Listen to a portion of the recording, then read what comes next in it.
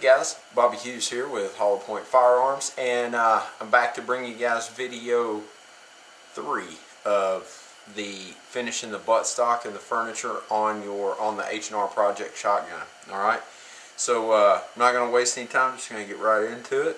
I'm pretty excited because this is the part, or this is the point in the buttstock refinishing that you really start to see what your finished product is going to look like. And let me tell you guys, it looks amazing when you get to this point. Sometimes when you are working on your stocks and stuff, you know, you get to this point and there's parts of the stock that look funny, alright, or they don't look perfect or exactly how you want it. Just bear with it, finish the steps, and 9 times out of 10 it'll come out like you're wanting it. You know, I've done it several times. I'll get into working on a stock or something and get to this point and think, God, that doesn't look right. It doesn't look like I want it to look. And I'll sand the whole thing down and start over just for it to look the same way when I get to that point again. So the big trick in doing this kind of stock work is just finish what you start, and then if you're not happy with it, then sand it down and redo it. Don't sand it down and redo it before you see the finished product. Alright? So anyway, today what we're going to need is our stock that we're working on. You're going to need some sandpaper and your True Wool, and that's about it. Alright, so let's go ahead and get started. Alright, so just a FYI for you, I just opened up a new bottle of True Wool, alright, or opened the pack, got it out of the package. It's been hanging on a shelf like this for who knows how long. Alright, so the first thing you want to do is go ahead and shake it up. Spend a couple of minutes just shaking it up. And then go ahead, and while we're working on this, we're going to set it upside down, and it needs to sit upside down for about 5 or 10 minutes, and then we'll shake it again, and then it should be good to use. Alright, but you just want to break up all that sediment that's in the bottom. It's still sealed, so there shouldn't be any gel inside of it like you would have if you had one set for a while. So anyway, so what we're going to do is go ahead and start on our stock here. Alright, we've got our stock. Remember what phase we're at. If you don't, go back and watch the other 2 videos on Stockwork. Alright, but this is the first steps in the putting the finish on our buttstock. Alright, what I've got here is some 4/0 steel wool, and basically what I'm going to use this 4/0 steel wool, and you'll feel it, and you'll feel little bumps in it. Those are the little air bubbles from the True Wool, and you'll also feel, you know, some smooth spots versus rough spots, stuff like that. Basically what you're going to do is just take the steel wool, and we're going to polish the buttstock with the steel wool until it's nice and smooth. I've already done the 4-end grip, and you can see the difference in the 4-end grip. You can actually start to see the texture and the grain come out. Alright, but this is nice and smooth, good to go. This one a little rough, and you can see the difference in the shine. I think maybe the video will pick it up. This has got kind of a matte finish to it, where this has got a real high gloss shine, because that's where the True Wool is at. Alright, so what we're going to do is just go ahead and get started.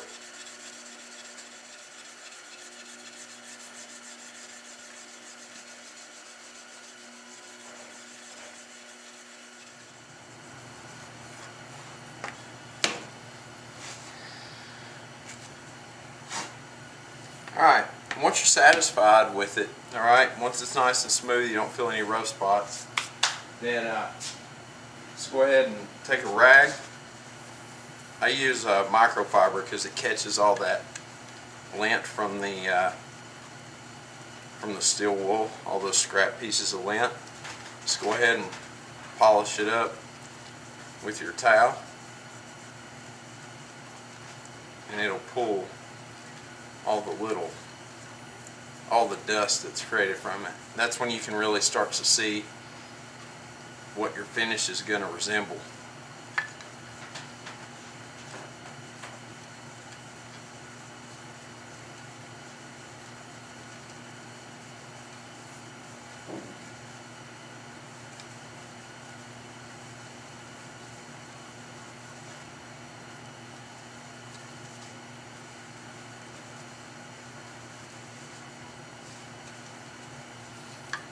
Alright, just want to make sure you get as much of those metal flakes from that steel wool off of there as you possibly can.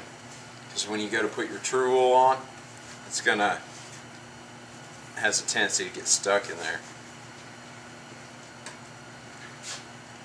Alright, so this is what we're looking at right now. And keep in mind, guys, on this stock, my main goal on this stock was to make it look old. So I took a little bit of extra time when I was wet sanding to hit some spots where normally there would be a little bit more wear. Alright, you can see here it's nice, and that's a beautiful finish on this side. Matter of fact, I need to hit that a little bit more with some steel wool. But places where it would normally have some wear, I used a little bit of extra time on the wet sand to pull a little bit of that color out of there so that it would look like it's been used for a while. Alright, so just keep that in mind when you're wet sanding. Don't stay in one spot too long, because that's what it'll do, is pull that finish right off of there. There's a little spot too I need to hit again. What you're feeling for is raised areas that are left over from that initial coat of true wool. Alright, normally they're down here at the bottom, because when you set it up it all runs down to the bottom. So you may want to spend a little bit of extra time down here at the bottom, just working on taking those runs out of there.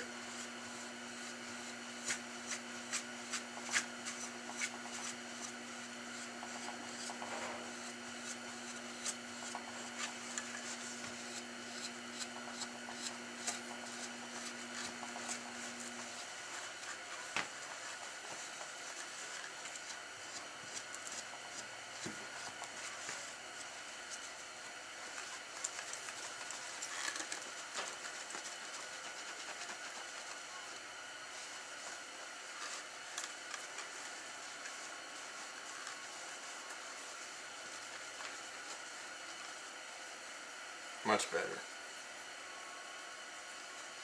Alright, so let me just get this steel wool shavings cleaned up here, and we'll go ahead and start using our true wool. Alright, so got my work surface cleaned up here. Got my true wool here. It's been set upside down. We'll go ahead and shake it up a little bit. And we'll get going.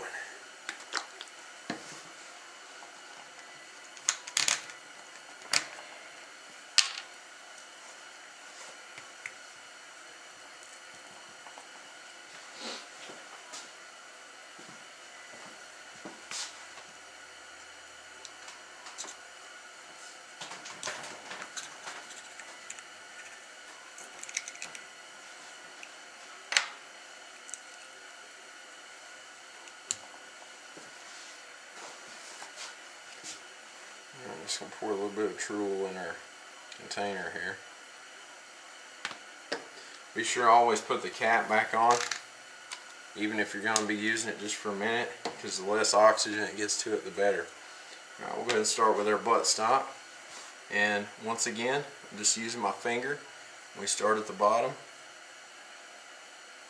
and hand rub.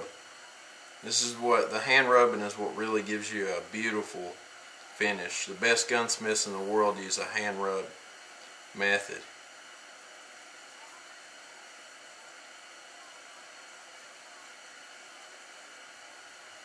And the object here is thin, even coats. Right, don't pile it on too much. Just give it nice, thin, even coats.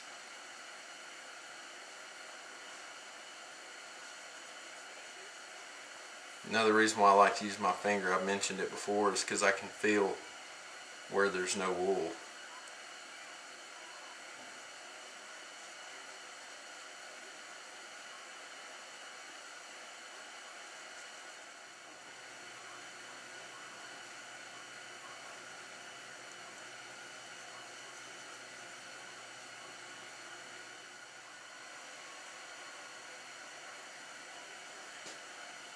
Alright, that's pretty much it.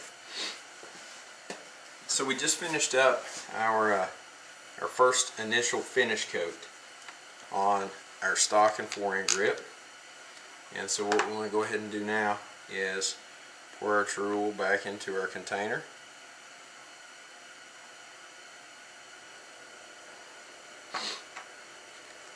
And make sure you put the cap on nice and tight, and then we're going to store this upside down.